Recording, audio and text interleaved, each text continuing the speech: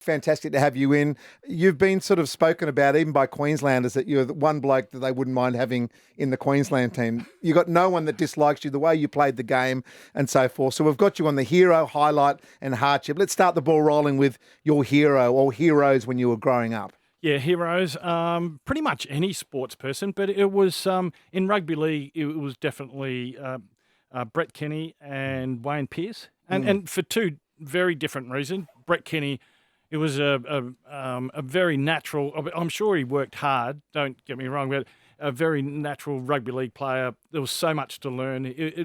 Gifted in being able to create play and open up gaps for his teammates when they had the ball, and he didn't shy away from the defensive part of the game as well. Where Wayne Pearce, the way he prepared his body and his approach to the game was like something that I'd never seen before, or the game. It was very professional. It was probably professional when the game was still transitioning out of being a pub sport. You know, that it was. He was well ahead of the game. He was. So for those two very different reasons, I used those guys, their behaviours, and tried to learn from them. Well, we look at those the game now, but back to when you came through, you changed the game yourself. But we look at back in the 80s, Parramatta winning 4 premierships. You know, we look at the Penrith side now, mate. They're on the cusp of winning 3, being a part of 4. You're a part of some great Raiders sides. What do you reckon made that Parramatta Eel side so special? I think certainly those players coming through together. They all come through as juniors or through the system of the Parramatta district has always been strong for developing junior talent. They all come through together. And you've seen that with Penrith at the moment. Sure. You know, they've all played all their junior football, the Broncos, the Raiders. There was myself and Laurie and Lazo and Sticky all popped up. And behind that, you know, there was David Barnhill. And, unbelievable. Dave Ferner. There was the next wave. There was Jason Kroger, David Ferner, and Nigel Gaffey. There was a whole handful. Yes. Yeah, there was some really... it was a quality time. And so those development clubs that really concentrate on the skills and developing players, I think they're the ones that really reap the benefits and the game prospers from those clubs. Brad, I always judge elite athletes on them under the most pressure, and you were able to perform on the biggest stage of all in grand finals and what was your mindset going into those games? My mindset was that I would absolutely give everything.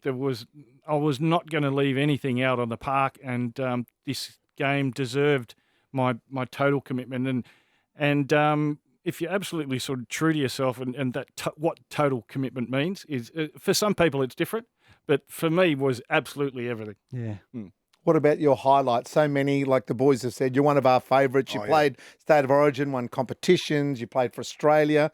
Is there one highlight that you can sort of go, oh, I'd love to go back to that moment and play that game or have that moment?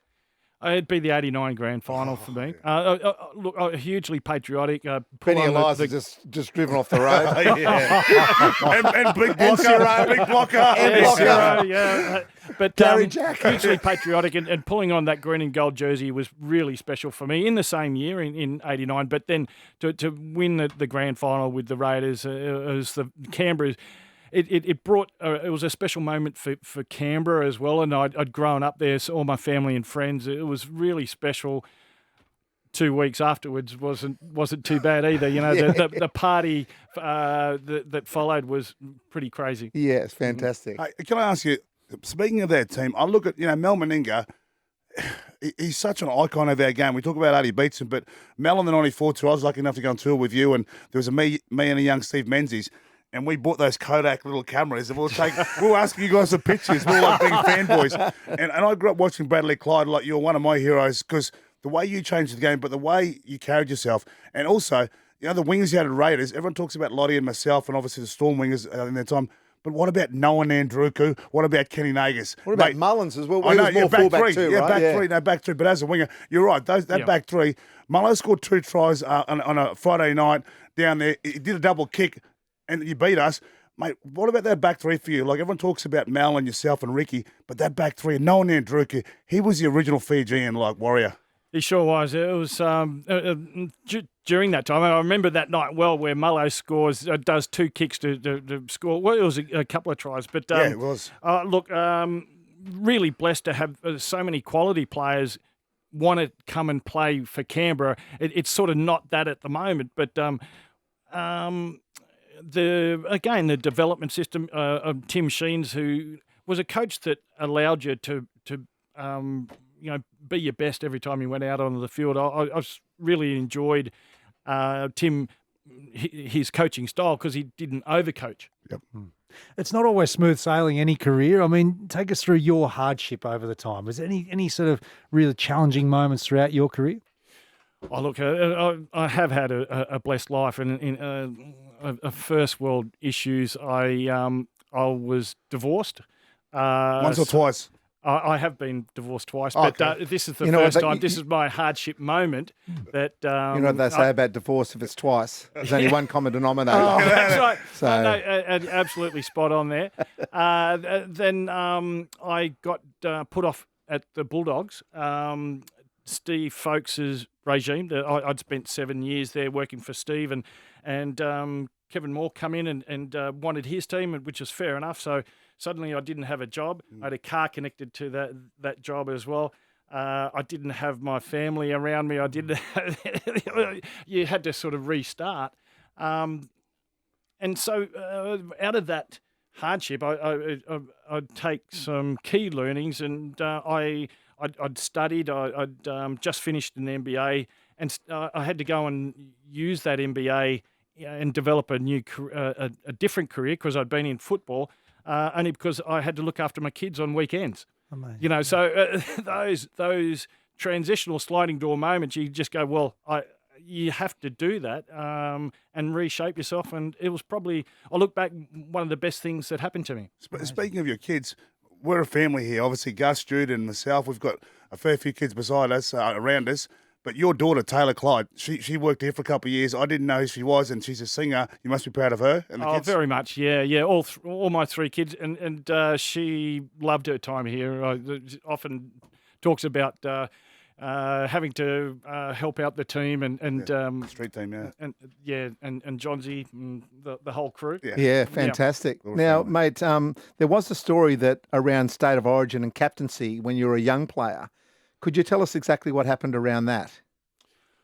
Oh, well, I was offered an opportunity. I remember answering the phone, and John Quayle was on the other end. And So for people who are younger listeners, was he in charge of the Australian Rugby League at the time, or New That's South right. Wales? No, the Australian. Okay. New South Wales Rugby League. The New South Wales Rugby League. That's Okay. exactly right. So yes. you get a phone call from the big boss. Yeah, big dog. Yeah, And you're like, so what have I done? I'd been playing. I was in the New South Wales team since I was 89, and at 22, they felt that I was ready to lead the team, and I thought it was an absolute honour, but I really felt uncomfortable with it, because I felt I hadn't earned my stripes.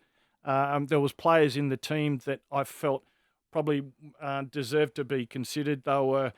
Who were those players? Benny Elias was one of There them. was Benny Elias. There was David Gillespie. There was a number of players. Ricky, Ricky. But some of the Johnny Cartwright, MG. Well, you're not giving MG the captain. Yeah, Everyone just relax. He's like me. You just leave us to our things. He's like captain Jude, off the field. he's captain of the social club, not the actual team. Yeah, but these are all guys that I was playing alongside, but really held in high esteem, and I thought that they should probably be considered. So I turned it down. Was that over a day or so? How did you make that decision? Like, where did you go away and absorb? That's a huge honour to be bestowed, Yeah, and then very to much. turn your back. No, I sort of kept it internal. I did speak to my dad, and he said, you just got to be comfortable with the decision that you make. And looking back, I probably would have changed that decision back, knowing what I know now, because it was one of those sliding door moments again where you'd go, well, if I had have taken on the captaincy, got some really good people behind me, start learning how to be a captain, maybe I would have got some credit as as a captain and develop that part of me. From that moment, I wasn't offered the captaincy ever again. Do you think they were dirty that you said no, or do you just think it's just one of those things? And who took over? Who took over? Benny did the captaincy? So I think Benny took it over, and then Laurie took over. And then from Laurie's Benny. a natural leader, and then spot on. That's exactly the rest right. is history. Yes, yes. So and to me, I was playing for the Raiders, and I didn't. That was a part of my game I didn't have to worry about because I had Mal, I had Laurie, I had Sticky. You know, these guys were natural leaders. And providing direction on and off the field. You know, so for me, I never really had to develop that part of my game. The current Raiders side, Jared Croker, he's been a wonderful Raider for a long time. And just, the current team, what's your thoughts on Jared Croker? Because you've had some wonderful stalwarts, Alan Tongue at that club, obviously Jason Croker. What are your thoughts on that? Yeah, 300 games is a magnificent feat for someone to pull on the green jersey, and he absolutely lived and breathed it and developed a strong culture of competing on every play. I thought he would really. I'm sure Canberra will make sure that he's sent off in the way that he should be. Yeah, and he'll be a part of Ricky's sort of setup. You'd think he'll be he'll be running the water. He'll be doing something. Yeah, he'll just turn up to training and go, "What I've got to do now?" Next year. Yeah, certainly has that respect from everyone, the supporters. He's really committed himself to that lime green jersey. Bradley Clyde, hero, What a legend. highlight and hardship. You truly are a legend. I know that gets thrown around a lot in this world, but you are to all three of us. And Dell said, we just got to get the big fella in. It's been an absolute pleasure, and thanks for joining us. Oh, thank you. I loved it.